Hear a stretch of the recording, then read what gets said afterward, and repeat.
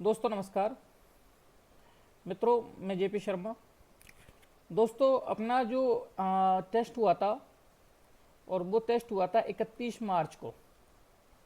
मित्रों, 31 मार्च 2021 को जो अपना लिंक के माध्यम से टेस्ट हुआ था, उसमें 15 क्वेश्चन थे, और उन 15 क्वेश्चनों में से 13 क्वेश्चन जो सही थे, फर्स्ट रैंक पर आया था। और वो आया था मित्रों अमित शर्मा। और इस अमित शर्मा के 13 क्वेश्चन आए सही थे, और जो फर्स्ट रैंक पे आया था। और मित्रों, जो अपन का टेस्ट है, वो टेस्ट कुल 91 कैंडिडेटों ने दिया था और राजस्थान में। और उन 91 कैंडिडेटों में से अमित शर्मा जी जो हैं, जो फर्स्ट रैंक पर आए थे। तो मित्रों, अपन के जो टेस्ट थे, जो 31 मार्च का जो टेस्ट था, उन टेस्टों का सॉल्यूशन है। उनमें 15 क्वेश्चन थे जो जालोर के चौहान वंश से संबंधित, जो जालोर के चौहान वंश से थे। अब मित्रों, जो जालोर के चौहान वंश से 15 क्वेश्चन थे, उन 15 क्वेश्चन महत्वपूर्ण 15 क्वेश्चन है जो विगत एग्जामों में पूछे गए हैं और पूछे जाने की संभावना है। तो मित्रों, उन 15 क्वेश्चनों को एक एक करके अपन देखते हैं, और उन 15 क्वेश्चनों में से क्या क्या कौन क्वेश्चनों के आंसर थे, उन पर अपन चर्चा करते हैं। तो मित्रों, जो पहला क्वेश्चन था आपका, वो पहला क्वेश्चन ये था कि कीर्तिपाल चौहान को महान शासक या केतु एक महान शासक की उपाधि किसने प्रदान की। यानी केतु एक महान राजा या महान शासक की उपाधि किस इतिहासकार द्वारा कीर्तिपाल केतु को दी गई। तो पहली बात तो ये दिमाग में याद रखना कि ये कीर्तिपाल जो केतु है, या कीर्तिपाल जो है, ये कीर्तिपाल, ध्यान रखना, जालोर के चौहान वंश का संस्थापक है। जालोर का जो चौहान वंश है, उस चौहान वंश का क्या है, संस्थापक है। और लगभग इसने 1177 ईस्वी में जालोर दुर्ग में जालोर दुर्ग के अंतर्गत है, वो जालोर के चौहान वंश की नींव रखी। मित्रों, तो केतु एक महान शासक की उपाधि देने वाला जो इतिहासकार थे, वो थे मित्रों मोनोत नैन्सी थे। कौन थे? मोनोत नैन्सी। अब मोनोत नैन्सी पे अपन बात कर लेते हैं। तो ये मोनोत नैन्सी जो मारवाड़ के शासक थे, जसवंत सिंह, उनके दरबारी कवि थे। मारवाड़ के शासक जसवंत सिंह के दरबारी कवि, जसवंत सिंह के दरबारी कवि थे। ध्यान रखना, ये जसवंत सिंह वो ही हैं अजीत सिंह के पिताजी, और ये मारवाड़ के शासक हैं। इसके अलावा जो ये मोनोत नैन्सी थे, इस मोनोत नैन्सी के 2 प्रसिद्ध ग्रंथ हैं। ध्यान रखना, एक ग्रंथ का नाम है मित्रों नैन सीरी ख्यात। नैन सीरी ख्यात 2 ग्रंथ हैं इसके। एक ग्रंथ का नाम है नैन सीरी ख्यात, और जो दूसरा ग्रंथ है मित्रों, उसका नाम है मारवाड़ परगनारी विगत। मारवाड़ परगनारी विगत दूसरा जो ग्रंथ है मित्रों, उसका नाम है मारवाड़ परगनारी विगत।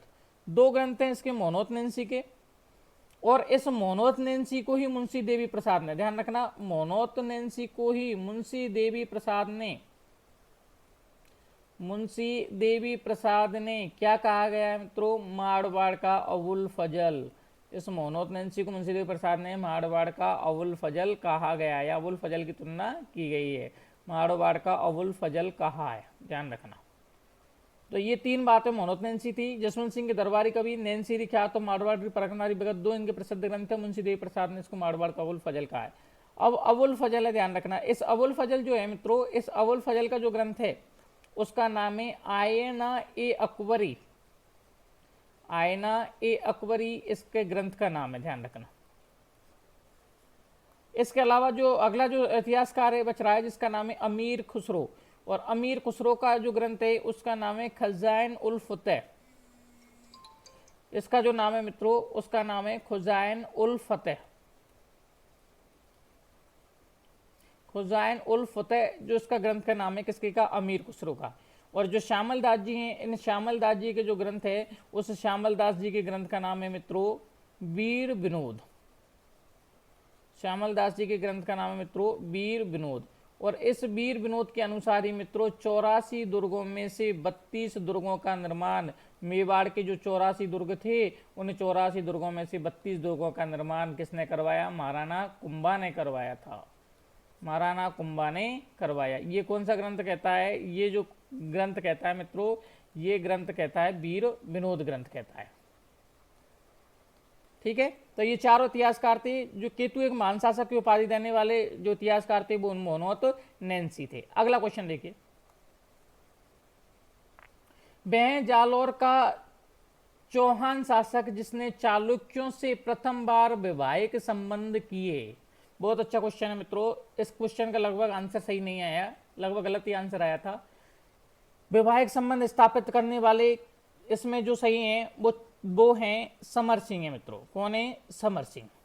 और समर सिंह ने क्या वैवाहिक संबंध स्थापित किए, इसको ध्यान रखना। समर सिंह ने जो वैवाहिक संबंध करे, जो गुजरात का चालुक्य शासक, गुजरात का जो चालुक्य शासक था, और उस चालुक्य शासक का नाम मिलता है मित्रों भीमदेव सेकंड। ध्यान रखना, भीमदेव सेकंड। और इस भीमदेव सेकंड से अपनी पुत्री, उस भीमदेव सेकंड से अपनी पुत्री और इसकी जो पुत्री थी उस पुत्री का नाम मिलता है मित्रों लीला देवी। और उस लीला देवी का विवाह रचाया, लीला देवी का विवाह किया। ध्यान रखना, ये इंपोर्टेंट क्वेश्चन है। जालौर के चालुक्य शासक, गुजरात के जो चालुक्य शासकों से प्रथम बार वैवाहिक संबंध स्थापित किसने किए? तो समर सिंह ने किए। कीर्तिपाल केतु अपन जानते हैं, जालौर वंश का संस्थापक है।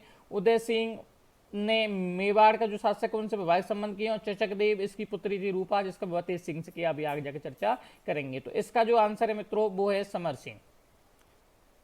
आगे देखिए, दो सुल्तानों के आक्रमण, दो सुल्तानों के आक्रमण को असफल, ये भी क्वेश्चन बहुत इंपोर्टेंट करने वाला जालौर का चौहान शासक था। दो सुल्तानों के दो सुल्तानों थे, उन दो सुल्तानों के आक्रमण को असफल करने वाला जालौर का जो जालौर का चौहान शासक था वो मित्रों, जालौर का चौहान शासक कौन था? वो मित्रों उदय सिंह था। कौन था? उदय सिंह था। अब उदय सिंह ने क्या किया वो ध्यान रखना। उदय सिंह की अपन बात करें मित्रों तो 1228 ईस्वी में, और 1228 ईस्वी में जो दिल्ली का शासन था वो दिल्ली का किसके पास था? इल्तुतमिश के पास में। दिल्ली का शासन था इल्तुतमिश के साथ, और उस समय दिल्ली का शासन था इल्तुतमिश। और इसने क्या किया? जालौर पर आक्रमण किया। और जालौर पर जब आक्रमण किया तो इसके आक्रमण को मित्रों क्या किया? इसने असफल किया। ध्यान रखना। तो एक सुल्तान तो ये हो गया, और दूसरा सुल्तान क्या था? दूसरा जो सुल्तान था मित्रों वो दूसरा सुल्तान आता है 1254 ईस्वी में। और 1254 ईस्वी में यहां आ जाता है नसरुद्दीन। मित्रों यहां आ जाता है नसरुद्दीन। और ये जो नासरुद्दीन था, इस नासरुद्दीन ने भी जालौर पर आक्रमण किया। और इसने जब ये जालौर पर आक्रमण किया नासरुद्दीन ने, तो इस जालौर पर आक्रमण को भी इसने क्या किया मित्रों? इस जालौर पर आक्रमण को भी इसने क्या किया? असफल किया। असफल किया। तो एक तो नासरुद्दीन ने जो आक्रमण किया 1254 में, इसको असफल किया। और दूसरा 1228 ईस्वी में जो यहाँ इल्तुतमिश ने आक्रमण किया, इसको भी असफल किया। और ये दो सुल्तानों के आक्रमण को असफल करने वाला जालौर का चौहान शासक था। वो जालौर का जो चौहान शासक था मित्रों वो कौन था? वो था उदय सिंह था। ध्यान रखना। तीसरा नंबर क्वेश्चन तो ये हो गया। चौथे नंबर का जो क्वेश्चन था वो देखिए, मेवाड़ से सर्वप्रथम वैवाहिक संबंध करने वाले, मेवाड़ से सर्वप्रथम वैवाहिक संबंध करने वाले, सर्वप्रथम वैवाहिक संबंध करने वाले जालौर के सोनगुरा चौहान शासक था। मेवाड़ से सर्वप्रथम वैवाहिक संबंध करने वाला वो कौन था मित्रों? वो था उदय सिंह। कौन था? उदय सिंह। अब उदय सिंह ने कैसे क्या किया? आपको ये पता है कि कीर्तिपाल केतु ने, जो जालौर के संस्थापक था जिसका नाम था मित्रों कीर्तिपाल, और इस कीर्तिपाल ने जो मेवाड़ के शासक था, कीर्तिपाल ने मेवाड़ के शासक, और उस मेवाड़ के शासक का जो नाम मिलता है मित्रों वो मिलता है समर सिंह। और या इसी का दूसरा नाम मिलता है मित्रों सामंत सिंह। ध्यान रखना, समर सिंह या सामंत सिंह, समर सिंह या मित्रों इसका नाम मिलता है सामंत सिंह। ये वही समर सिंह या सामंत सिंह है जो पृथ्वीराज तृतीय के बहनोई थे। यानी जो पृथ्वीबाई थी, पृथ्वीराज तृतीय चौहान, उनकी बहन थी पृथ्वीबाई, उनके जो हस्बैंड थे वो थे समर सिंह। ये वही समर सिंह है जो 1192 के युद्ध में खानवा 1192 युद्ध में जो होता है तराइन का युद्ध, और उस तराइन के युद्ध में मृत्यु होती है। तो मित्रों इस समर सिंह को पराजित किया था कीर्तिपाल केतु ने। अब जब इस समर सिंह को मित्रों कीर्तिपाल केतु ने पराजित किया, तो इस पराजित का बदला लेने के लिए पराजित किया तो इसका बदला लेने के लिए इस कीर्तिपाल केतु का वंशज होता है। कीर्तिपाल केतु से जो पराजित का जो बदला लेने के लिए मेवाड़ के शासक थे समर सिंह या सामंत सिंह, इसका एक वंशज होता है मित्रों, और उस वंशज का नाम था जैत्र सिंह। उस वंशज का नाम था मित्रों जैत्र सिंह। और ये वही जैत्र सिंह है, ध्यान रखना, जिसने चित्तौड़ को राजधानी बनाया। ये वही जैत्र सिंह है जिसके मध्य में 1227 ईस्वी में भूताला का युद्ध होता है इल्तुतमिश और जैत्र सिंह के मध्य में। अब ये जो जैत्र सिंह था, इस जैत्र सिंह ने आक्रमण कर दिया इस मेवाड़ पर। इस जैत्र सिंह ने, मेवाड़ का जो जैत्र सिंह था, इसने जो आक्रमण कर दिया वो कर दिया था मित्रों जालौर पर, ध्यान रखना। और उस समय जालौर के शासक कौन थे? उस समय जो जालौर के शासक थे उदय सिंह। तो उदय सिंह की स्थिति खराब थी और उदय सिंह ने इस आक्रमण को बचाने के लिए, इस उदय सिंह के एक पुत्र होता है और उस पुत्र का नाम था मित्रों चचकदेव। क्या नाम था? चचकदेव या चचकदेव। ये चचकदेव या चचकदेव था इसका नाम। तो इसकी एक पुत्री होती है मित्रों जिसका नाम है रूपा। उसकी एक पुत्री है जिसका नाम है रूपा, और उस रूपा का विवाह है वो इस जैत्र सिंह का पुत्र होता है तेज सिंह, और तेज सिंह से करके और इसने वैवाहिक संबंध स्थापित किए। ध्यान रखना, तेज सिंह से करके इसने वैवाहिक संबंध स्थापित किए।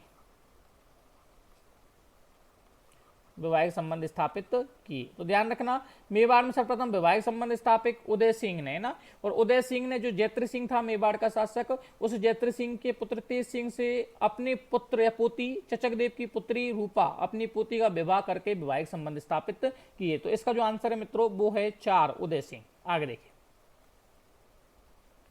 वह चौहान शासक जिसने दिल्ली के सुल्तान जलालुद्दीन खिलजी के आक्रमण को असफल किया। वह चौहान शासक जिसने दिल्ली के शासक जलालुद्दीन खिलजी के आक्रमण को असफल किया। तो मित्रों जो जलालुद्दीन के आक्रमण को असफल करने वाला जो शासक था उसका नाम था मित्रों सामंत सिंह। ध्यान रखना, उसका जो नाम था मित्रों वो मित्र आंसर था इसमें सामंत सिंह। और सामंत सिंह ने क्या किया था कि जो दिल्ली में जलालुद्दीन का जो शासनकाल रहता है वो लगभग 1290 से लेकर के और 1296 तक रहता है। 1296 में इसकी मृत्यु कर देता है अलाउद्दीन खिलजी कड़ा उत्तर प्रदेश में, और उसके बाद में जो शासन है वो अलाउद्दीन खिलजी कहा जाता है ना। तो इसने जो आक्रमण किया जालौर पर वो 1291 ईस्वी में जलालुद्दीन ने आक्रमण किया। 1291 ईस्वी में किसने आक्रमण किया? जलालुद्दीन खिलजी ने। तो जलालुद्दीन खिलजी ने जब आक्रमण किया तो सामंत सिंह है ये गुजरात के शासकों से मिल जाता है, और गुजरात के शासकों से मिलकर गुजरात के जो बाघेला शाखा थी उस बाघेला, गुजरात के जो बाघेला शाखा थी, और उस बाघेला शासक जो शाखा थी उसके जो राजा थे जिसका नाम मिलता है मित्रों सारंगदेव, और उस सारंगदेव से मिलकर के इस जलालुद्दीन खिलजी को पराजित कर देता है, या इसका जो अभियान था उसको क्या करता है? असफल करता है। तो जलालुद्दीन खिलजी के आक्रमण को असफल किसने किया? सामंत सिंह ने। सामंत सिंह गुजरात के जो बाघेला शासक थे सारंगदेव, उस सारंगदेव से मिलकर के इसके जो अभियान है उसको क्या कर देता है? असफल कर देता है। इसका जो आंसर है वो सामंत सिंह। मित्रों आगे देखिए, 1308 ईस्वी में सिवाना पर अधिकार करने के बाद, सिवाना पर जो अधिकार है वो अधिकार करने के बाद अलाउद्दीन ने सिवाना का प्रबंधक किसे नियुक्त किया? अच्छा क्वेश्चन है, देखो। तो जो 1308 में जो सिवाना पर अधिकार करने के बाद में अलाउद्दीन खिलजी ने यहाँ का जो प्रशासक नियुक्त किया वो मित्रों जो प्रशासक नियुक्त किया वो किसको किया? कमालुद्दीन गुर्गु को किया। ध्यान रखना, कमालुद्दीन गुर्गु को यहाँ का प्रशासक नियुक्त किया। अबुल फजल, इसका जो ग्रंथ है आयना अकबरी, अमीर खुसरो, खजाइन उल फतेह उलुग खा, ये उलुग खा ना मित्रों, इस उलुग खा को ध्यान रखना, अलाउद्दीन खिलजी ने 1301 ईस्वी में और 1301 ईस्वी में एक युद्ध लड़ा जिसका नाम था रणथंबोर का युद्ध। और इस रणथंबोर के युद्ध में इस उलुग खा को यहाँ का प्रशासक नियुक्त किया गया, ध्यान रखना, यहाँ का प्रशासक नियुक्त किया। 1301 में हुआ रणथंबोर, यहाँ का प्रशासक उलुग खा को। 1303 में जो चित्तौड़ का हुआ था और उस चित्तौड़ का जो प्रशासक नियुक्त किया वो खिज्र खा को किया था। चित्तौड़ का क्या किया? खिज्र खा को। और जो सिवाना का है मित्रों, उस सिवाना का किसको किया है? कमालुद्दीन गुर्ग को। और जालोर दुर्ग का नियुक्त भी किसको किया है? कमालुद्दीन गुर्ग को किया है मित्रों। आगे देखिए, किस दुर्ग के बारे में हसन जो निजामी थे उन्होंने कहा है कि यह एक ऐसा किला है जिसका दरवाजा कोई आक्रमणकारी नहीं खोल सकता या नहीं खोल सका। और ये किस दुर्ग के बारे में कहा है मित्रों? तो ये जालोर दुर्ग के बारे में कहा है, ध्यान रखना। ये किसके दुर्ग के बारे में कहा है? जालोर दुर्ग के बारे में कहा है। तो इसका आंसर होगा जो मित्रों वो होगा जालोर दुर्ग, ध्यान रखना। ये नहीं होगा, चित्तौड़ किला नहीं होगा, रणथंबोर किला नहीं होगा, जालोर दुर्ग इसका आंसर होगा। आगे देखिए, जालोर विजय के बाद अलाउद्दीन ने जालोर दुर्ग का नाम रखा। बहुत अच्छा क्वेश्चन है। जालोर दुर्ग के बाद में अलाउद्दीन खिलजी ने जालोर दुर्ग का नाम रखा। तो जालोर में ध्यान रखना विजय कब होती है? 1311 ईस्वी में, है ना। और यहाँ का जो नाम रखा था वो खिजराबाद, खैराबाद और जलालाबाद। यहाँ क्या रखा? जलालाबाद। इस जलालाबाद पर जो अलाउद्दीन खिलजी आक्रमण करता है 1311 ईस्वी में। खैराबाद है, ये खैराबाद का किसका रखता है मित्रों? तो ये खैराबाद है वो सिवाना का रखता है, ध्यान रखना। सिवाना दुर्ग का नाम है वो खैराबाद रखता है। और यहाँ जो आक्रमण करता है अलाउद्दीन खिलजी वो करता है 1308 ईस्वी में। खिजराबाद है वो खिजराबाद किसका रखता है? खिजराबाद रखता है मित्रों चित्तौड़ दुर्ग का। और यहाँ जो आक्रमण करता है वो करता है 1303 ईस्वी में। और उक्त तीनों जगहों पर जो आक्रमण करता है मित्रों वो कौन करता है? अलाउद्दीन खिलजी। अलाउद्दीन खिलजी यहाँ आक्रमण करता है। तो इसका जो आंसर होगा सही वो आंसर कौन सा होगा? वो होगा जलालाबाद। आगे देखिए,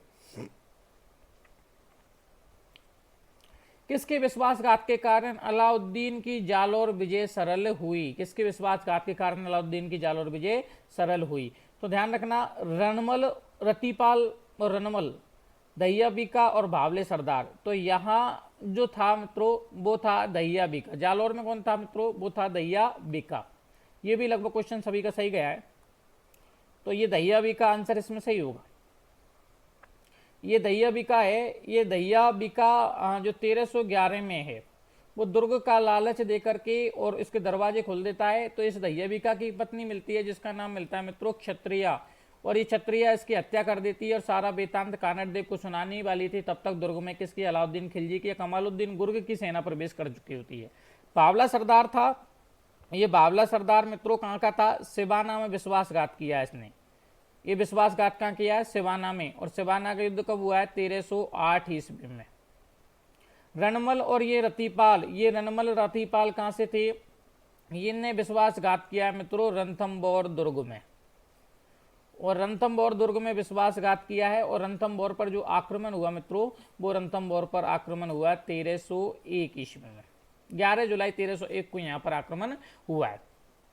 तो इसका जो आंसर होगा वो कौन होगा? दहिया बीका होगा इसका आंसर। आगे देखिए, जालोर पर अलाउद्दीन के अधिकार के बाद कानड़ देव के किस भाई ने अलाउद्दीन का विश्वास प्राप्त किया? बहुत अच्छा क्वेश्चन है ये। लगभग क्वेश्चन सभी का सही नहीं गया था। इसमें देखिए, तो जो जालोर दुर्ग पर जो आक्रमण करता है अलाउद्दीन खिलजी वो 1311 में कमालुद्दीन गुर्ग के नेतृत्व में इसका अधिकार कर लेता है। और इसका जो अधिकार कर लेता है तो अलाउद्दीन खिलजी के ऊपर विश्वास है। अलाउद्दीन खिलजी की तरफ जो मिलता है वो अलाउद्दीन खिलजी की तरफ है। वो कौन मिलता है? मालदेव मिलता है मित्रों। कौन मिलता है? मालदेव मिलता है। और ये मालदेव सोनगुरा था। ये मालदेव ये जो कानड़ देव था इस कानड़ देव का भाई था, ध्यान रखना। दूसरी कंडीशन ये है कि जब अलाउद्दीन खिलजी, ये जो अलाउद्दीन खिलजी है वो 1303 ईस्वी में चित्तौड़ दुर्ग को जीत जाता है। और उस चित्तौड़ दुर्ग को जीत करके यहाँ का जो सूबेदार या प्रशासक नियुक्त किया करता है, उस चित्तौड़ का किसको करता है? खिज्र खां को। या खिज्रा खां को जो नियुक्त करता है, तो खिज्रा खां यहाँ आक्रमण करता, वो यहाँ पर जो शासन करता है वो 1303 से लेकर के मित्रों और 1316 तक करता है। चित्तौड़ पर जो शासन है वो खिज्र का 1303 से लेकर के 1316 तक करता है। और जब 1316 में है, इस चित्तौड़ का शासन किसको सौंप कर चला जाता है? वो इसी को सौंप कर चला जाता है, मालदेव को।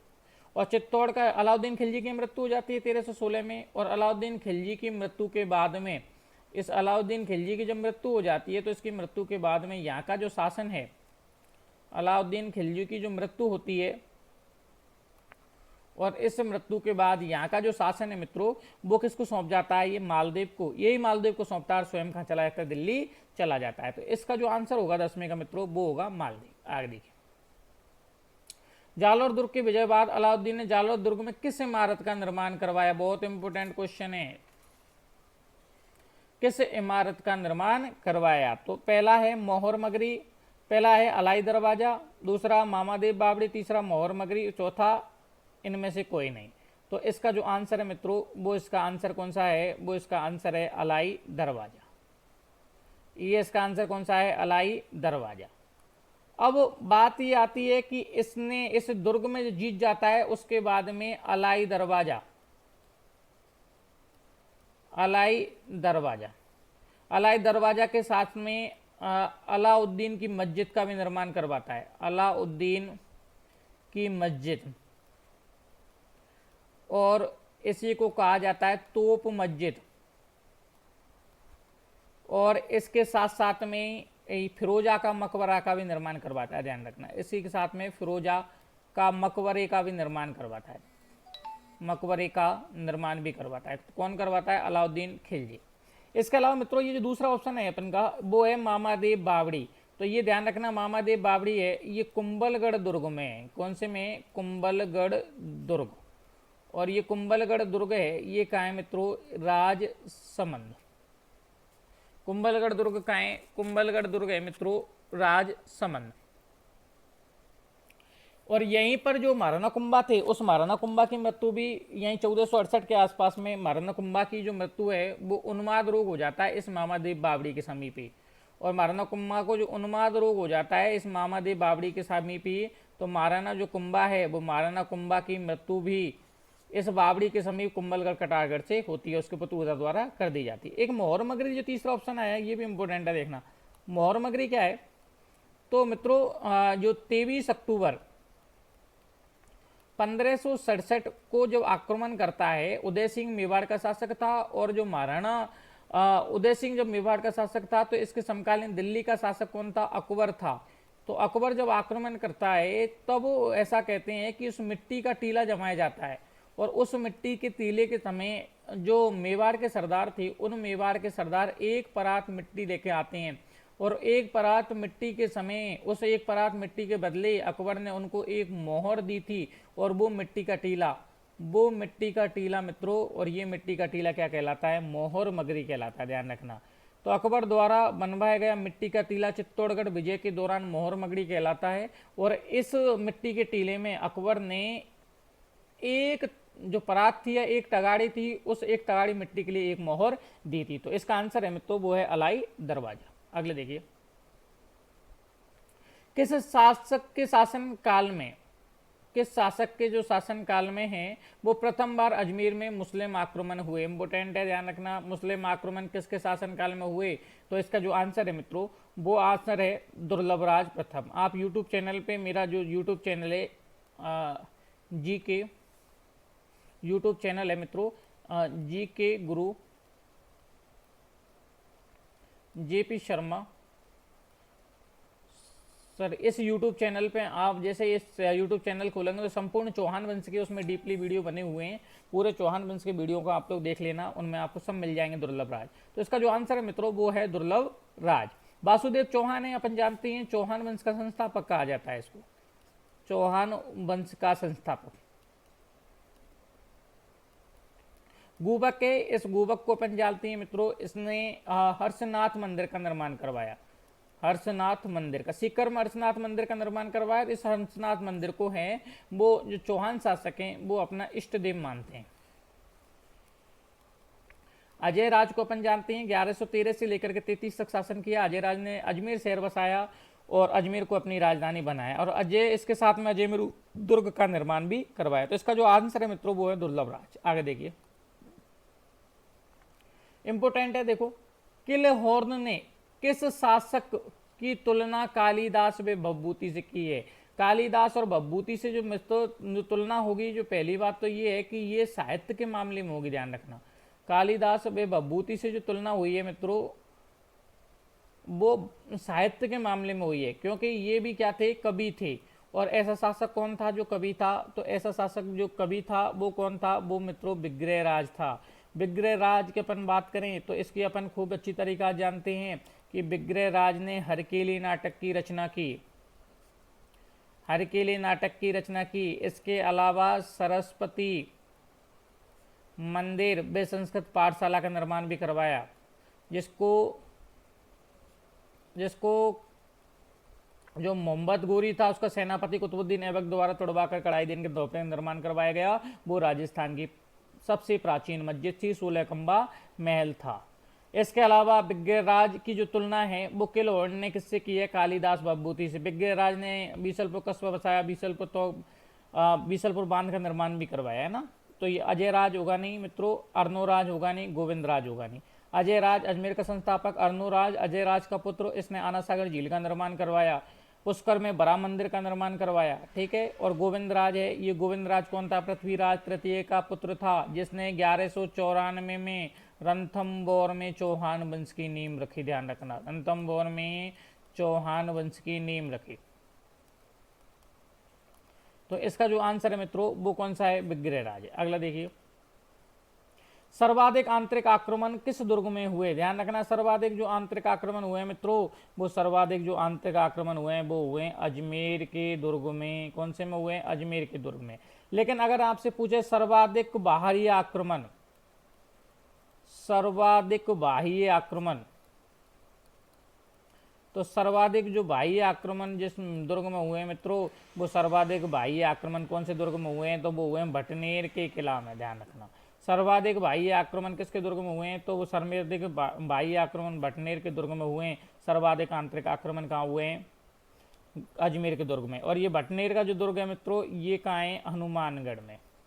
बिना चट्टान के सहारे एकमात्र दुर्ग कौन सा है? वो गागरोन का दुर्ग है। और ये गागरोन का दुर्ग कहाँ है? झालावाड़, जो बिना चट्टान के यानी बिना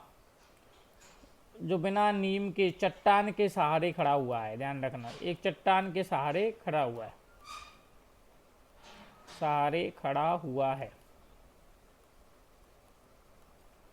लोहागढ़ दुर्ग अपन जानते हैं भरतपुर है ना, लोहागढ़ दुर्ग भरतपुर है। सूरजमल जाट द्वारा 1733 में इस दुर्ग का निर्माण करवाया गया। और जो राजस्थान का जो नवीन दुर्ग है वो लोहागढ़ दुर्ग है, और ये सबसे प्राचीन है वो भटनेर का दुर्ग है, जो लगभग 298 ईस्वी के लमसन ने भूपत भाटी द्वारा इस दुर्ग का निर्माण करवाया गया। आगे देखिए, पृथ्वीराज तृतीय का स्मारक कहाँ बना हुआ है? इंपोर्टेंट क्वेश्चन है मित्रों। पृथ्वीराज तृतीय का स्मारक, और पृथ्वीराज तृतीय का जो स्मारक है मित्रों वो है तारागढ़ अजमेर में। अब ध्यान रखना, पृथ्वीराज तृतीय का जो स्मारक है वो तो है तारागढ़ अजमेर में, और पृथ्वीराज तृतीय की जो छतरी है, और वो छतरी कहाँ है? वो छतरी है मित्रों अफगानिस्तान में, गजनी अफगानिस्तान में पृथ्वीराज तृतीय की छटनी है। ध्यान रखना, भटनेर, हनुमानगढ़ और लोहागढ़ भरतपुर। तो गजनी में है पृथ्वीराज, और पृथ्वीराज तृतीय की जो छतरी है वो है गजनी अफगानिस्तान में, ठीक है। इस तरीका से अपने 15 क्वेश्चन थे मित्रों, और इस तरीका से आपके 15 क्वेश्चनों का आंसर है। अधिक से अधिक इस वीडियो को शेयर करें, और अधिक से अधिक विद्यार्थी हैं वो टेस्ट दें में। अपना जो टेस्ट है मित्रों वो डेली माध्यम से एक दिन छोड़ करके एक दिन रहता है, अर्थात अपन कह सकते हैं कि अपना जो टेस्ट है वो शुक्रवार, रविवार, मंगलवार और मंगलवार के बाद में गुरुवार, या अपन ये कह सकते हैं मित्रों कि शुक्रवार, शनिवार नहीं, रविवार, सोमवार नहीं, मंगलवार, ये 3 दिन टेस्ट रहता है। और 3 दिन के बाद में जो अपना सॉल्यूशन है वो जो एक दिन छोड़ करके एक दिन जो टेस्टों बचते हैं उनमें आपको सॉल्यूशन मिला दिया जाएगा। जैसे शनिवार को आपको सॉल्यूशन प्लस इसका जो ग्रुप में है उस सॉल्यूशन के साथ में इस ग्रुप में जो प्रश्न पत्र, जो आपका जो प्रश्न हुआ है उन प्रश्न पत्र विद आंसर उत्तरों के साथ में उपलब्ध करा दी जाती है, और ग्रुप में ही इनके सब के जितने भी आंसर हैं या रैंक हैं वो रैंक उपलब्ध करा दी जाती है। तो मित्रों ये इंपॉर्टेंट क्वेश्चन थे। अधिक से अधिक इस यूट्यूब चैनल को सब्सक्राइब करें, शेयर करें। धन्यवाद साथियों।